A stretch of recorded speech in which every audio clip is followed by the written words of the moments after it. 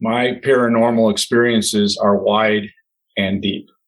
That's not necessarily a good thing, to be honest with you. I will just say that we live in a spiritual world. It's really all about energy. And as Einstein said, energy cannot be created or destroyed. It can only be changed from one form to another. You could get into really interesting studies, like with respect to the electrical field, the gravity field, the magnetic field, and some say there's even a time field that governs our world. I think, though, that those connect to the fact that we have a spiritual world and how it operates. Growing up, I didn't believe in ghosts. I never gave it any thought. However, I did marry a woman, my wife, Debbie, and she is a psychic medium. I'll get into that a little bit. I didn't believe in past lives. And I know this show is about spirits and stuff like that, ghosts. But I found, quote unquote, me in a Civil War book next to my Uncle Gary. Talk about deja vu, but that's a whole nother topic. I do believe our spirits recycle. That's my point. As a kid, I watched The Exorcist, and it scared me to death. I remember waking up every hour to turn on the light and look to make sure my cross wasn't upside down. And I mean, I kind of chuckle now, but no, it really woke me up. And that's when I think I became conscious of the fact that this might be real. Again, I met my wife. I've known her since I was 12. Long story, but she is a psychic medium. She didn't always know that about herself, and it does run in the family. That's a whole nother topic. But once we got married, my whole perspective really changed for the most part. I mean, she's really good. She's been interviewed on TV, KCAL9 in Los Angeles. She's done live readings. She has her own podcast and currently a TikTok show with my youngest daughter where they answer on-air live questions. I just want to be clear. There are a lot of fake accounts out there. If anyone's interested in listening to her on TikTok, it's at Debbie the Psychic Medium. Anyways, in my life, I've experienced a lot of spiritual activity, some good, some bad, some evil. And that's really the worst. If you have evil activity, that's the worst.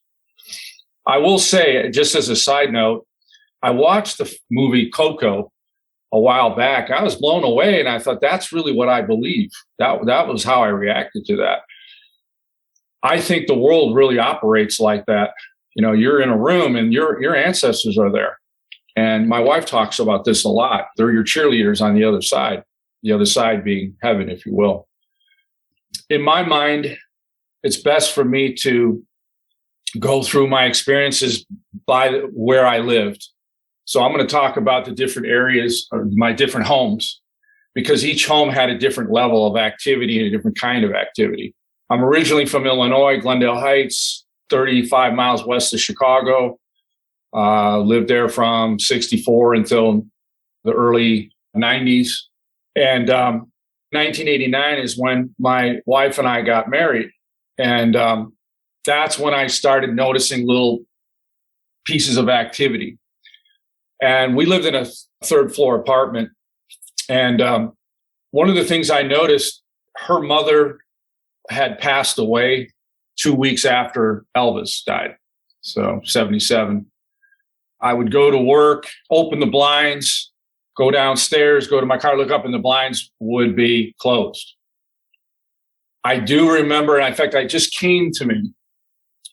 That's how your memory, especially when you get old like me, you know, I'm like, oh yeah, I remember being in a room, our bedroom, and I would hear footsteps, and I'd turn around and you'd hear these patter footsteps on the rug leading up to the door. And then you look and there's no one there. I do remember that distinctly. And in a truly frightening episode, my wife in March of 89, as I recall, I could be wrong, she was attacked by a spirit. And she called me on the phone. I was at work, and she told me she was held down and this thing was running around, circles around her. It was almost like, and I put this with a question mark, an attempted possession. We found out later through the beauty of Ancestry.com who her father is, and he was murdered in March of 89. Was that him? I don't know. I don't know. I do know her aunt also died in that month. It was just a weird, I can't explain that. I cannot explain that.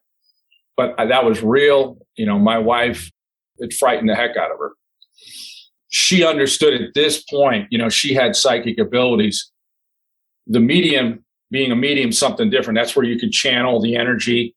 I don't know if people understand that. Psychic can say, well, this happened to you, that happened to you, this will happen to you.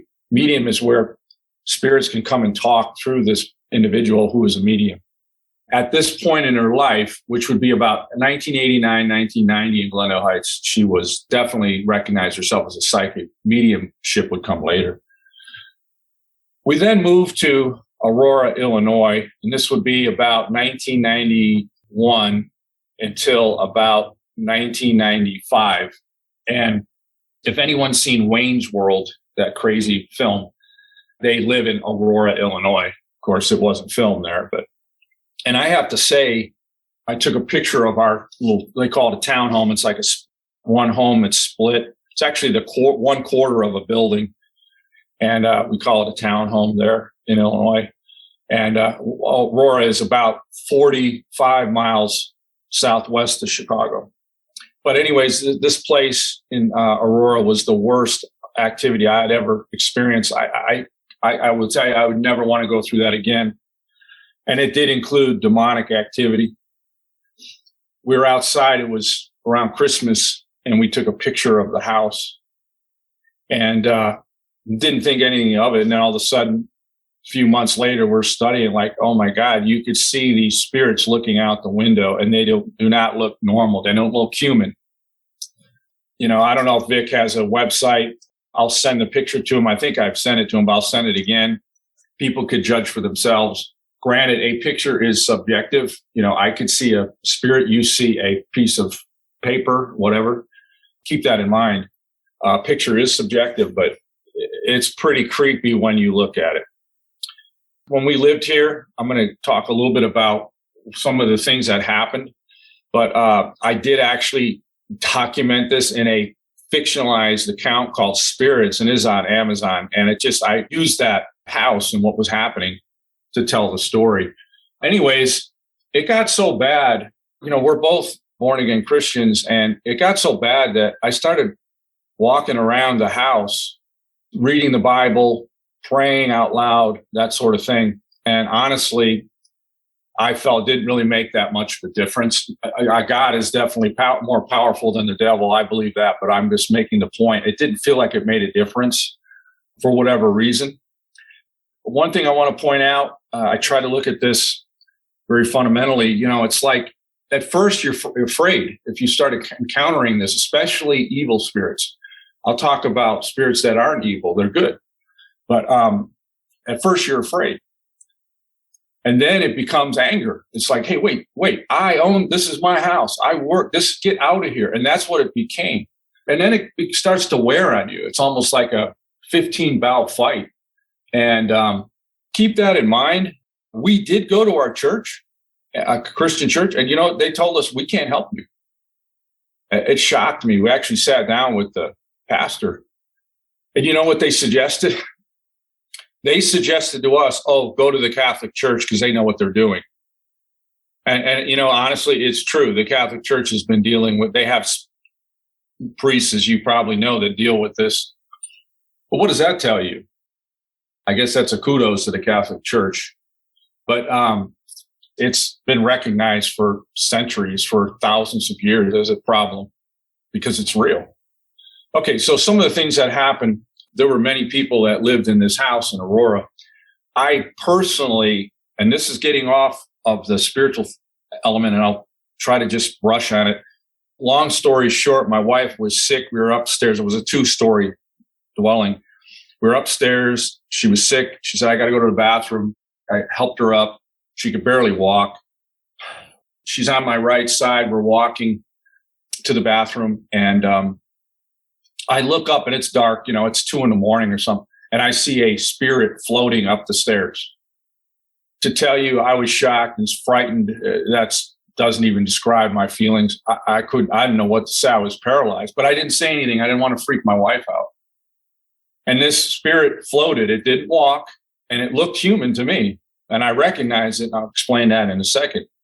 And it floated up these stairs. And we went into the bathroom. And I'm like, oh my gosh, what am I started praying in my head for it to go away. My wife went to the bathroom. We turned around. I made sure that she was on my right side. And when we left the bathroom, and that she was looking at me so she wouldn't look to the right where the stair was. And as we exited the bathroom, that spirit was right there staring at us. I mean, literally 2 feet away. It freaked the heck out of me, scared me. We got in bed and I thought to myself, you know what? That looked like my mother-in-law who passed away, 2 weeks after Elvis. But there was something off on it, the hair, something. I can't remember exactly. And I talked to my wife eventually about it. And I realized, no, that was my mother-in-law who's passed away. And I don't want to get into this because I just, for family reasons and stuff, but she followed witchcraft. That stuff's real, guys. It's real. Don't think it's a joke. It's not just a horror movie. It's real. She, I believe, was astral traveling. Left her body. A lot of people do it. And she traveled over to our house because we were feuding at that time. I believe it was her. And I'll tell you, I'll never forget that as long as I live. Moving on, again, this place was the most haunted. It had demonic possession, I say to you. The picture alone, in my opinion, proves that. We'd wake up in the middle of the night, my daughter, my oldest one, she's 31 now. We'd hear her talking in the garage. And the garage was, first floor. And she would be in the garage. And you have to understand, we carpeted it. It wasn't used as a garage. It was kind of a play area. And we hear her talking. And we go downstairs and we hear her talking to somebody and bring her back to bed. And we'd ask her, what were you doing? She said, I was playing in the garage with the mommy monster. And the only thing we could think of was that my wife's mother was there with her, playing with her. There were so many activities that occurred. I can't remember them all, so I'm trying to just hit on the ones I can. But I do distinctly remember there was a toy radio. We were upstairs. It was like 10 o'clock at night. We're in bed, and all of a sudden the radio goes off. Dee, dee, dee, dee, dee, dee. And that's strange. My wife's like, go down and, figure out what's going on. So I go downstairs, and it's already off. We assumed it was just on. And one of the kids forgot to turn it on. It was on. It was off, and it was playing. My daughter, the same one I talked about with the mommy monster, she had the room next door to us on the second floor. And there was a point where she kept waking up and saying the bed's shaking and stuff like that. And so my wife said, spend the night in there. So I slept on the floor, and this was strange. I was sleeping, and I literally, if someone took their fingers and pushed you on your shoulder, it was my left shoulder, pushed you and you felt it. That's what it felt like. I was sleeping on the floor. I woke up, and I call it a toddler ghost, maybe 3 feet tall, red hair. And it waved at me, and then it disappeared. I don't know what that was about, but that was my first introduction to what you call, I guess, poltergeist activity. It literally touched me. Now, there are two events that were really freaky, scary. And one was my daughter, we had a full bath upstairs besides the master bath. And my daughter was in the tub. My wife had stepped out, and my wife's very vigilant, but she stepped out in the hallway, and the door, if it's closed in the bathroom, there's a little vanity drawer that you could pull out. And if it's pulled out, the door won't open. And my wife stepped out to grab a towel, I think it was, and the door closed, and that drawer was pulled out, and it wasn't my daughter. And all of a sudden, my wife heard the water turn on, and it was the hot water.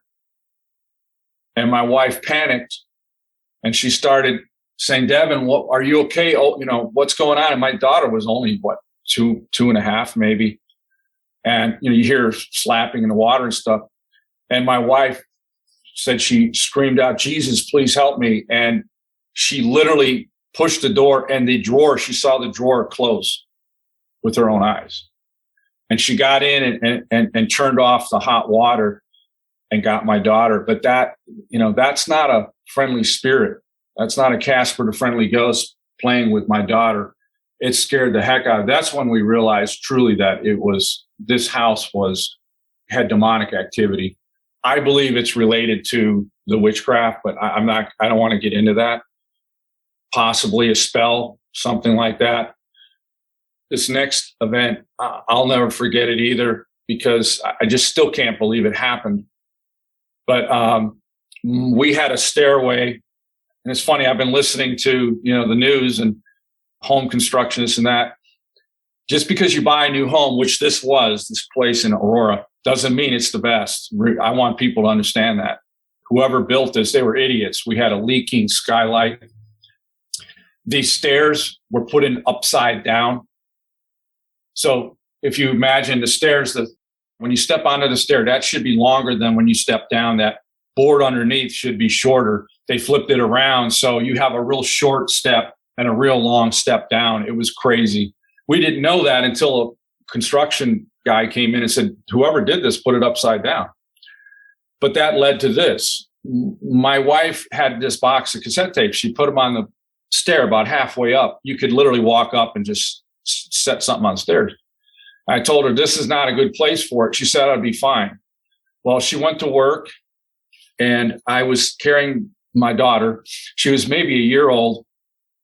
And we got halfway down. I stepped on that box of cassette tapes with my right foot.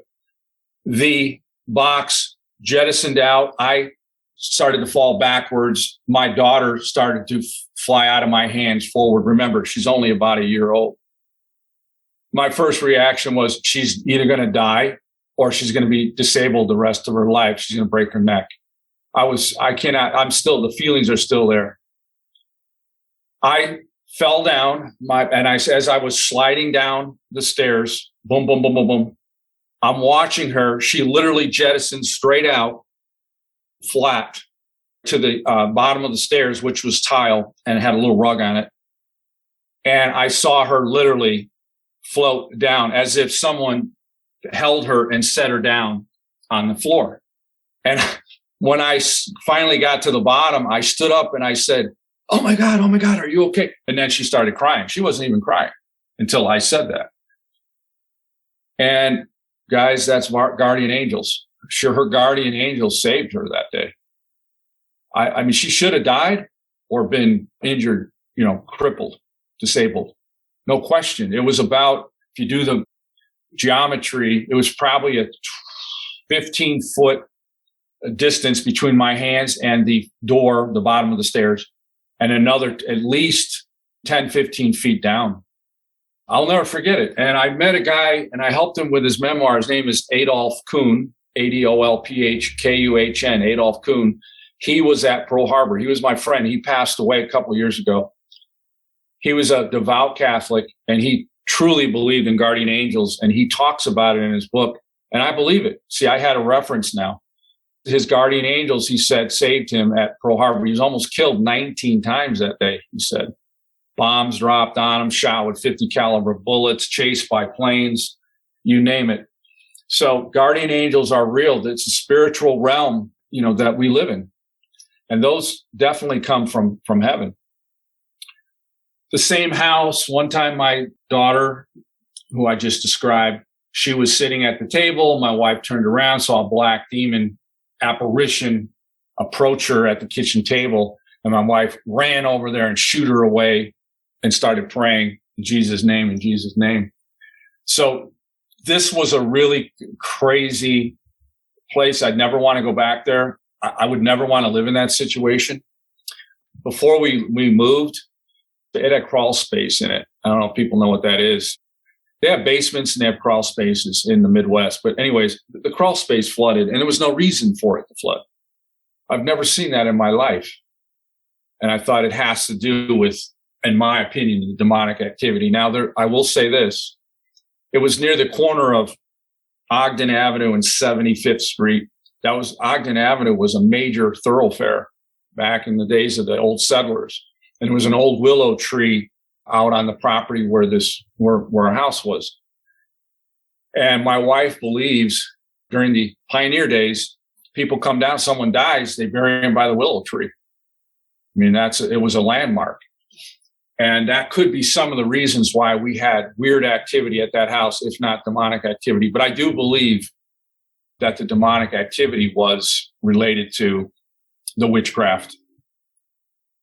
Well, we moved at that point. We left Illinois in 1995. We moved to Sunnyvale, which is near San Jose.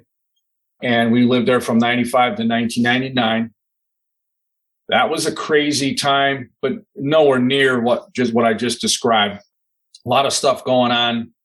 The main thing was, for those of you, I know this isn't about the government, but she had a family member who was involved in drug trafficking.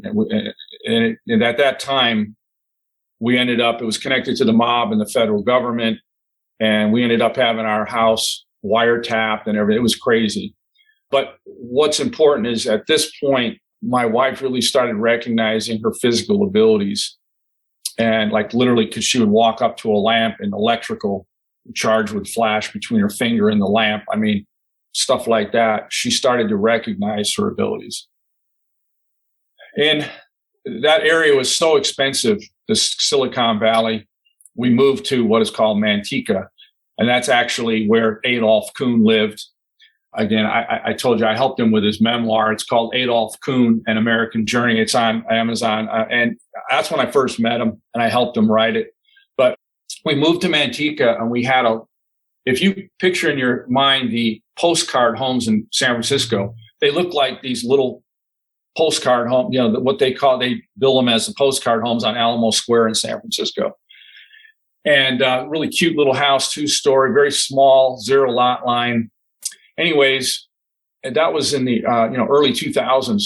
Some of you may remember, garage sales were really popular back then. I think more so than today. And going to the Goodwill and stuff was popular. So one of the stories that happened here was we went to a Goodwill in town, and we're going through, and I was talking to Vic about this earlier. When you buy something, when you take something into your home, be careful what it is, whether it's a piece of clothing, porcelain, piece of wood, a statue or something, because it could bring problems. And so anyways, we go into this Goodwill, and I saw this World War II Navy blouse with the V cut in the front. It had little stripes on it. I thought, wow, this is cool. I mean, I'm a history teacher. This is cool. My wife was like, she looked at it like buying someone's underwear. So I don't know. I don't mean to be disgusting, but that's, it's like, why would you want that? I'm like, I don't know. It's cool. It's just cool. So I bought it, a couple bucks, brought it home. Well, one day, probably a week later or so, I came home and it was on the ground in the garage in a pile. Like my wife threw it out there. I was like, I was hopping mad. I'm like, what's going on? Because I hung it in the closet right by the front door.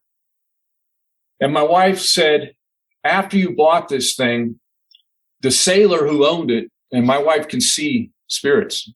And she said, this guy came, he'd come to the door, he'd ring the door bell. And finally, he started coming in. He would open the closet door and he would leave. And my wife said in her opinion, he was upset that his kids had donated his uniform. Like they basically threw it away. And he was upset about it because he was proud of that. So it wasn't that I had done anything wrong. He was mad his kids gave it away. So anyways, she told me, get rid of it. And she's done this a couple of times in my life where I have something, and I'll give you another example later. She's like, get rid of it. So I'm like, I don't want to just throw it away. So I brought it to work, which is I work at a school. And some of you like, what? So I brought it to school which was Cala High School in Manteca, which interestingly was the school that Adolf Kuhn Jr. went to when he was a kid. I put it in a black, I think it was not black, it was a brown cabinet, and it had like a little coat hanger rod on it. I hung it up in there. Before I left, I would always talk to the custodian. And by the way, if you ever want to know what's going on in a school, it's true. The custodian knows, just like in the Breakfast Club, it's true. They know everything. And I told him the story, and I told him, I'm going to leave it here. And he's like, great, thanks a lot. We kind of laughed about it. I don't think it caused any issues. Let me come back to my original point. When you buy stuff like that, be aware you could bring the spirits with you. I think the guy, he wasn't mad at me. He was upset that it had been donated, but it still brought that activity. And the reason why he was there is he knew my wife could connect to him. Another time in Manteca, we were sitting down. Now our second daughter had been born, and she was about a year old. We put her to bed. In the middle of the bed, put like pillows around her. It's what we always did. And we were sitting in the living room, and she was taking a nap. And we had these fake like roses in a vase. I kid you not, these flowers started going back and forth, total poltergeist. I'd never seen anything like it. And immediately, I don't know why, telepathy, whatever, we ran into the room. We looked at the bed. She's gone. We look under the bed. All you see are her feet kicking up and down. Somehow she had ended up on her back under the bed. There's no way she could have done that. She couldn't even crawl. So something picked her up and put her under there. And it's not something that was positive. It was definitely something that was negative. We talked about it later, and we believe her best friend, Laura, had been murdered by her husband. And they were really close. And my wife later went up to visit. My wife later had a couple of near-death experiences, met with Laura up in heaven. That's a whole other story. But we believe that was Laura shaking the flowers to warn us, go get Devin. Something's wrong. So anyways, I've never seen anything like that. The flowers shaking back and forth in front of my own eyes. Later, I didn't see it. My wife did. Something told her, get up, go into your youngest daughter's room. So she did. And as she went in, she saw it looked like a black demon apparition that was trying to surround our youngest daughter, kill her. I don't know. I will say this. God is always there, guys. Evil is just a byproduct of life, but God is always there. And here's an example. One more I want to give for Manteca. This was really interesting. People say this is a God moment. One day we were on Yosemite Avenue. It's called Yosemite because it literally goes to Yosemite National Park to the east. It's maybe 25 miles to the east from Manteca. And my wife's like, pull over. I want to go to this garage. I'm like, come on, that's what guys do. No, come on. I just want to go home. She's like, no, pull over. So we pull over. And she ends up meeting what becomes one of her good friends, a guy named Louis Leal. Louis Leal was born in 1912, right around the time of the Titanic. And this is in about 2000. So he was very old. But it was interesting. It was like it was meant to be, God ordained. I mean, my father-in-law had passed away before we moved to Manteca. He used to talk about traveling through Stockton, and he would always take the side roads. He hated the freeways. I think in a past life, he was one of those pathfinders or something, trailblazer kind of guy. I always said if he was with the Donner Party, they would have made it. My father-in-law was that kind of a guy, very rugged. He loved garage sales. Anyways, Louis said, he always had garage sales. He loved having them because he liked meeting people. So my wife put two and two together, and she showed him a picture of her dad. And he said, yeah, I remember him. And before she said anything, Louis said, I remember I'd always offer him beer, but he refused. And he'd always ask for a glass of milk. And my wife's like, oh my God, that's my dad. That's my dad. So that was validation that Norman was there. And it was meant to be. It was like Norman was directing her to see Louis because he turned out to be a really good friend. And before we moved to Apple Valley, we did say goodbye. It was really sad. We never saw him again, at least spiritually. Then we moved to Apple Valley, 2003 to 2005. And there wasn't a lot of activity per se, but I do remember this. It was on Thanksgiving Day. I think it was 2004. We had been there about a year. And I looked up and I saw what I thought was Louis Leal walking to the front door like he was going to ring the doorbell. And I went to the door. I knew who he was. I mean, he was our friend. He looked anxious, if not upset. I didn't think anything of it. We didn't know he had died the year before. So we had learned later, after this happened, I did some research, found out he had died. He was already dead. And maybe that was the day he died. I don't remember. I'd have to go back. But either way, I knew how he walked, real driven. He was short, but real quick pace. I said, oh my God, what's he doing here? How did he even know we lived here? Kind of a thing. But anyways, that was in Apple Valley. That was the first place we lived in. The second place was Wichita Road, and that was from 2005 to 2012. We called that the Pink House. There was a lot of spiritual activity there. Not all the spirits were bad, but some of them were. And it's really interesting because there was a man who lived there, and I know this because of the neighbors who were there when we moved in knew him. His name was G.W. Spahn, S-P-O-H-N. And he had stenciled his name in the garage of the home. So I knew, oh my God, he loved this garage. This was his place to hang out.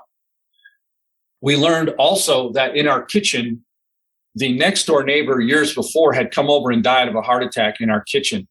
So you've got the man I knew from my one neighbor, he loved that house. He built it as a retirement home. So that was his thing. And then the neighbor dies of heart attack. So you've got that spiritual energy there. My wife said many times she would see him. He would stare out the living room window. He'd be in like a sweater. And we realized he was there. He protected the home. He protected us. He was a good spirit.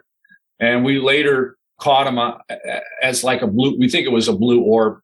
At least we believe it. It might have been him on film. Long story, but yeah, definitely he was there. I've seen things, but like Mr. Spahn, I did not see Mr. Spahn, but I felt him. So, you could feel spiritual activity. An example, when we were up in the Bay Area, we went to the Winchester Mystery House, Sarah Winchester's like boondoggle, 100 rooms or something.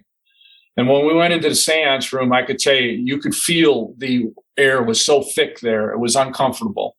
So if you've ever felt that, it's real. If you feel a negative, you walk into a room and you feel negative, it's hard to breathe. It's probably because there's something spiritually wrong with that room or that place. It's not just you're losing your mind kind of a thing. Well, when I was at that house on Wichita Road is when I got involved in the Boy in the Box case. I wrote a book about it called The Boy in the Box, America's Unknown Child. It's now in its third edition. It's where I became obsessed with this little boy's murder. He had been beaten and killed in 1957 and just dumped in a bassinet box. Anyways, I wrote the book there. The third edition goes into the backstory and all the spiritual effects on my family. And I have to say to you, and I mentioned this earlier, you have no idea, I would never have imagined I'm going to write a book. I'm going to get the 3 evidence boxes sent to my house, and it's going to cause me spiritual activity to this day. And it's not good activity. So keep that in mind. Detective Tom Augustine of the Philadelphia Police Department, he's now retired, lives down in Miami area. He sent me the boxes, the 3 boxes from the case. They're in my house. And one day I came home and my wife told me, and I won't tell you because Vic said, keep it clean. Get those boxes out of here. Put them in the garage. They've caused a lot of activity here. And I'm only going to mention a couple examples of the activity. But I started writing the book in 2005. I started researching it. And then in September, I got a contract from Rooftop Publishing to actually publish the book. So from September to December, I'm sitting there writing. I did it pretty much every day. I became obsessed with it, frankly. And it's not a good thing. I became obsessed. My family suffered. I didn't realize it at the time. But you get sucked in. So anyways, on Tuesday, February 26, 2007, I got to go to Philadelphia for the 50th anniversary of the boy's discovery. I was at the cemetery. I was there with all the guys men and women that were part of that, investigation. I was there, and around 3:30 in the morning in Apple Valley Pacific time, That's Eastern time, Philadelphia. It would have been 6:30. At 3:30 in the morning, my two kids and my wife heard a loud shriek, scared all of them. The kids, the two daughters, ran into my wife's room, jumped onto her bed. The significance is that it's 6:30 in the morning on the 50th anniversary of the little boy's murder. And it's at that time, approximately, that the little boy had been killed. And according to the woman who said she was his adopted sister, goes by M, quote unquote, protect her identity. She said he never spoke. And the only time he spoke was when my mom killed him. He shrieked. I don't want to get into the details because kids might be listening to this. But anyways, that is incredible. And when I look back, that's when I realized you're not just writing a book. You've brought this into your life and into your family's life. And I don't feel good about that. Well, of course, we would talk about this case. And one time we were at the kitchen table and we were talking about the murderer, the mother of M, in a derogatory manner while we're sitting around the kitchen table. And all of a sudden, a picture was thrown off the wall of the master bedroom and around the corner. It's literally a 90-degree turn into the hallway. What's interesting is the picture was of a ballerina who was my wife's favorite. She was a dancer when she was younger, and it reminded her of her grandmother. And my wife had just made the comment about this lady. And I asked my wife, why is this happening? You know, we had a lot of activity related to this case because of my research and so on. And she said, the woman's angry with you for shedding light on this. She's taking it out on you and us. My oldest daughter had a friend over, and the next morning, the friend's like, does someone live up in the attic? I heard a kid up there walking back and forth. We didn't have an upstairs. It was just a crawl space. So we had activity there. Some of it was demonic, poltergeist-like. Some of it was friendly spirits like Mr. Spawn. So the last place where we're at now is in Apple Valley still from 2013 to the present. And we live over by the Apple Valley High School. Anyways, we're still dealing with the after effects of my research. So in particular, you know, my youngest daughter, I mentioned, she's also a psychic medium. Over the last couple of years, she's been really harassed by what she calls a toddler ghost, which whispers in her ear in the middle of the night, her words. It freaks her out. And we believe it relates to the murderer who's still upset about the fact that, you know, I wrote this book. And we also believe that the toddler ghost, it's really her pretending to be a child. So, you know, if you can imagine you're sleeping and you hear a little child whispering in your ear, that would be pretty freaky. Well, I don't know if you guys have watched Ghost Adventures. I think they're probably the best of all the shows. But one Sunday back in the spring of 2020, the same daughter, my youngest daughter, came out of her room and I was sitting on the couch and she just said, this toddler ghost woke me up again, whispering in my ear. And I was looking towards the hallway where our rooms were.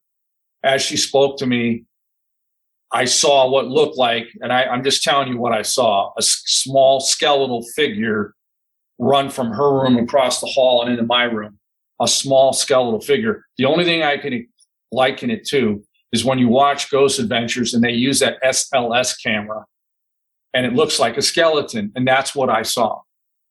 And it was maybe a foot tall, like can't remember that one movie, but anyways, there's a movie where these little things run around with Karen Black in it. I forget the name of the movie. Anyways, I didn't say anything to her. I didn't want to make it worse. It would only make her, you know, more anxious and more fearful. But that did freak me out. And it ran from her room into my room. So again, my wife came up to me and said, you still have the research notebook and portfolio from the Boy in the Box case. And I said, yeah. She said, get rid of it. I want it out of here. So just like the World War II blouse, should get it out of here. So I'm not going to throw it away. So I took it to school. And honestly, people might be going, oh my God, you know, I haven't noticed anything there. So it seems okay there. But to my knowledge, that activity has stopped since I got the book out of there. So you have to understand that, and I want to make this point, that when you watch Ghost Adventures, which I generally don't, well, we used to all the time, but I generally don't. You watch that show or other shows, it could have repercussions. We started noticing that when we would watch it, we would have negative spiritual activity. And, think about what I said earlier when I started talking for the show. It makes sense if you consider the spiritual activity has been linked to electrical energy fields. I mean, the Ghost Adventures crew and others have proven this. In fact, there was one episode, I can't remember, where they linked up 3 separate haunted sites throughout the country with radio equipment. I mean, if that's true, well, who's to say that you're watching a show, whether it's Ghost Adventures or not, and they're talking about a demon or something? Who's to say it can't reach you through the TV? Sounds ludicrous. But who's to say it won't reach you? And I'm not picking on Ghost Adventures. I think they're the best. But just bear that in mind. There was one episode they did, I think it was an episode just a while ago, a couple months ago. And it's a doll. If you look at the doll, you have a heart attack and you die. And he says on air, okay, I'm going to show you what it looks like. Warning, turn this off, And I quickly turned it off. I'm like, I'm not taking that risk. So anyways, in closing, spiritual activity, it can be good, it can be bad. The good is fine. I mean, people are there to protect you sometimes, to protect the house. But the bad is not. And evil is the worst. It's one thing to be bad, have a spirit that's a nuisance, but evil's the worst. And you have to be careful about that. You have to protect yourself from the bad and the only way to do that is through prayer and to live as spiritually proper as you can. So that's my story. That's what I wanted to share with people.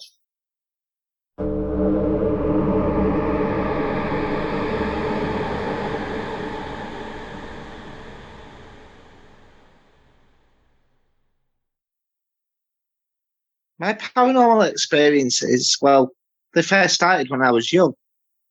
The first one I remember, I was about 3 years old. And me, my mum, and my grandma, we went to Beverley. And in Beverley, at that time, we had the British Army Transport Museum. And slap bang in the middle of, the main outside part of it, you had a Beverley bomber. And I refused to go up the steps. I stepped into the entrance to go up into where the cargo area of the plane was, and I refused to go up. I couldn't explain what it was. It's as a, I could sense there was something up there. And I don't understand why I didn't. It was only many years later, but we'll get to why that happened a little bit later on. Because when I give you that paranormal experience later on, what my mum said back to me made sense. Moving onwards to about 98, I was 7 years old, and it was Christmas Eve, about 3 or 4 in the evening, and me and my dad, we was coming back from Christmas shopping in town, and we was driving between Anleby Road and Springbank West, down Walton Street. And as we got to the Springbank Junction, you've got the train lines to the right. You had a building opposite and like an alcove of trees. And as I was looking straight ahead as my dad was signalling to turn left to go home, I saw this woman stood there. She was quite old. But what was unusual about this was she was wearing leaves. And as I turned my head, I turned back. Within a blink second, she'd gone. And that to me was very weird. I don't know if my dad saw it. My dad, he never believed in the paranormal. He doesn't to this day. So I didn't even think about asking him whether he'd seen it. But they do say with paranormal experiences that they stick with you throughout your lifetime. Throughout my teenage years, there was very little paranormal activity going on until I was about 19. When I did a ghost hunt at Fort Paul. I was Googling how to be a paranormal researcher at this time because throughout my life, I've always watched things like Strange But True, Tales of the Unexpected. Back in them days, I was watching like Paranormal Witness, Ghost Hunters International. And the first thing that came up was Ghost Hunts Hull, which was based out in Fort Paul, which is only about a 10-minute drive from the city centre. And it's out on the River Humber. Unfortunately, nowadays it's closed down, but back then it was all fully open. And I booked to go on to one of their events, which, to be honest, wasn't bad priced. So I went with my friend Colin, and this is where things got really interesting. The first thing I remember was being in the Henry VIII tunnel. Now, as you go into the fort, you go past the caretaker's cottage, and it's like in a big circle. You've got this Beverly Bomber. If you remember from the first paranormal experience I told you about, it's the exact same one.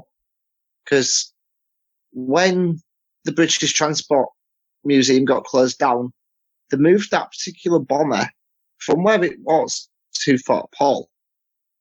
But we didn't go in there straight away. We worked our way through the vault. Nothing much really happened in there. We came back out, and if you continue following the circle around, the next tunnel you've got is known as the Henry VIII tunnel. So we went in. There was a big group of us. Obviously, we'd split into two different teams. One way around the fort, and our group went the other way. So when we went into the fort, well, into this tunnel to be precise, the majority of the people stayed downstairs. Well, me and Gaz went up. He was stood at one end of the room. I was stood at the other end. It was in total black. There was no torches on. And so obviously the lead investigator downstairs started calling out, trying to get whatever was there to come talk to us. With that, I just felt a tap on my shoulder. So I spun round, turned my torch on and went, Gaz, was that you? He went, Jamie, I'm not even within arm's reach of you. How could it have been me? So I didn't really think much of it. I thought, well, that's just a bit strange, isn't it? So obviously the continued wolf whistling, trying to get whatever it was to come out and talk, but it was having none of it. So they all disappeared out. Me and Gaz went down. He went ahead of me, straight up the tunnel. As I was making my way up, there was two girls who obviously didn't go with the main group, stood either side of me. So we spun round to take a photo to see if we could catch anything. And one of them wolf whistled and went, bye-bye. With that, all you heard was our screams. And I think our screams actually got out before our footsteps. So obviously Lisa, who was the lead investigator, said, what's happened? So he explained how we'd been chased out the tunnel, how we'd heard footsteps cohering straight towards us, but there was nothing there. So they went back in to try and get it to talk again, but there was nothing. So moving on, we went into the next tunnel. There wasn't much. And then we went into the Beverly Bomber. And again, as soon as I went up the steps to get in, now what's strange is the height of the steps. Obviously, when you're younger, things look bigger than they actually are. But as I was going up the steps, I was getting scared again, as though something was stood there not letting me on. But we managed to get on. We did a seance. Some people downstairs did the Ouija board, which I don't agree with Ouija boards personally. They're very dangerous. There is certain things that can come through them that, are very scary indeed. But the next day when I got home, and this links back to the very first paranormal experience I had, I told my mum what we'd experienced, and I mentioned about the Beverly Bomber. And she went, yeah, do you remember when you was 3 years old and you wouldn't go in the Beverly Bomber? Does that make sense now as to what happened? And I stood there thinking, oh yeah, that makes perfect sense. So that is how the link between my first paranormal experience happened and what happened later in life. It's just weird how things interconnect. My next main paranormal experience, obviously I continued doing ghost hunts after that, and I got used to like hearing tapping noises and wolf whistles. And the next main paranormal experience that freaked me out was Spofford Castle, which is between Wetherby and Knaresborough. It's on like a side road. You've got the main road, which runs from York to Harrogate, and you turn off. It's about 3, maybe 4 miles before you get to Knaresborough. And I'd gone there after doing a previous investigation, but this time only 3 of us went. There was me, my friend Colin again, and my friend at the time, Vicky. She'd never been on a paranormal investigation in her life. So I thought, well, there's only 3 of us. Because they do say the less people you have on an investigation, the more things are likely to happen. So we thought, great, we'll have an active night. As it turned out, they'd been filming something in the castle during the previous week, and it sort of upset the spirits thinking about it. So we started the investigation. I saw an apparition come straight towards me. But the truly terrifying thing happened a bit later on in the evening. We was in the main hall. So I said to him, right, you two stay down here. I'm going to go up top. Let's hold a vigil. Let's see if we get anything. So obviously, I went back out. Now, Spofford Castle, you've got the main road. It's actually an English heritage site, so you could actually look this up yourselves. It's got a fence around it, a hill going up, and it's not exactly a castle as such. It's more like an old manor with a turret. And the main hall is like dipped behind the hill.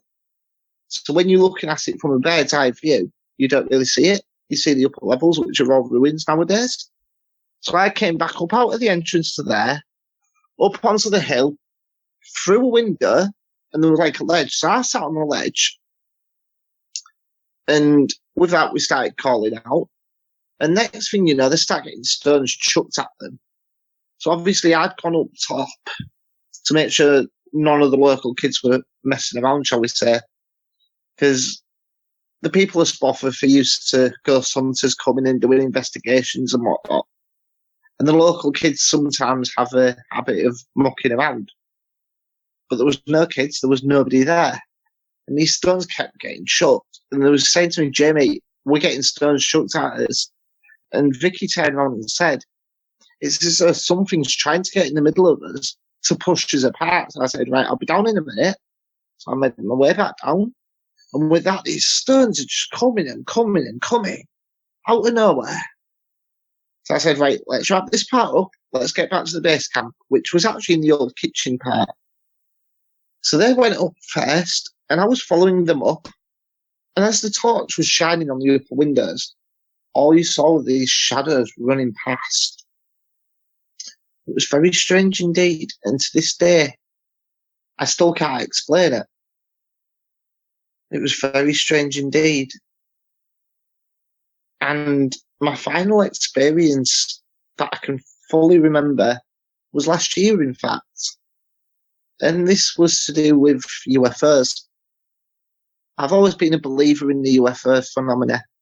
I've always believed that we're not alone in the universe, because then again, how can we be?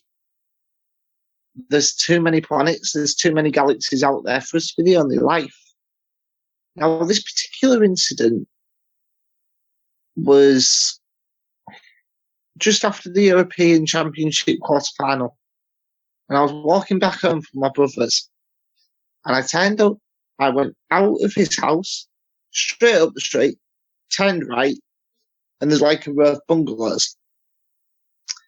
And all I saw coming up was a green and red light. It shot up, stood there for a minute, and then it sort of slowly trickled back down and vanished. So I thought to myself, well, that's a bit weird, because it can't be a drone. Because from the distance I was, which was literally just over the street from where it was, if it was a drone, I would have heard noise. So I talked to a UFO specialist that I know, and I told him what I saw, and he went, well, are you sure it wasn't a drone? I went, no, because there was no sound. It was literally silent. There was no cars passing. He went, that's weird. Because normally if it's a drone, you hear it. from whatever distance you are. And from the height you was describing it was only about just above a bungalow, which they're about 6 foot, 7 foot high, without taking the roof into consideration. So you're talking 10 or 12 foot maximum. You can still hear sound from that distance. And I couldn't hear anything. He went, I think you're onto something there, because how can it be a drone? Yes, fair enough, it's got the green and red light, but from what you're telling me, that doesn't sound like a drone. I couldn't even explain what it was. And then there was actually another paranormal experience that comes to mind. It was back in 2015. I just met my current partner, and she invited me to go around to her house. Now, what was weird was the final part of their postcode spelled out OB. It was ORB. It was very weird. I went to a house. I didn't like the energy of the area. I'd stood outside to have a cigarette, and all you could see was like weird imp-like creatures on the roof. And apparently she used to get this phenomenon quite often. But what was the strange part about it was when I'd come back in, we was both sat in the front room, and her mirror in the front room was on the wall. The door was behind the sofa, and you had the window. And all I saw within the mirror was like this grey shadow. And as I looked back, there was nobody stood there. And you could clearly see within the mirror this shadow figure stood there. I said to her, look, can't you see that? But what was weird about it was this apparition had no features. There was no facial features. There was no hair. You couldn't see what it was wearing. It was literally like the shadow of a person. Talking of shadow people, there was one previous to that many years ago. Now, at the top of World Road, you've got Barnsley Road to the left. If you go straight on, you've got the golf course to your left and fields between that passage, well, like a road type thing, and Prairie Road. In the middle of there, you've got like a farmhouse, or what I thought was a farmhouse. But as it turned out, many years later, when I got talking to somebody, he went, you know why it's called Prairie Road, don't you? Because there used to be a prairie on here, and the building you're seeing is the old outer house. But going back to previous to that, I was walking my dog one night. It was about twilight, just after sunset. And we was about halfway down this road, and you could see a path, well, a bridle path going to your right-hand side. So I stood to face that. I thought, right, I'll make a roll here and have a ciggy. So I did. And as I was stood there smoking it, all I saw coming towards me was this black shadow. And as it was coming closer, again, you couldn't make out any features. But what was weird was my dog was not even scared. It made no sound.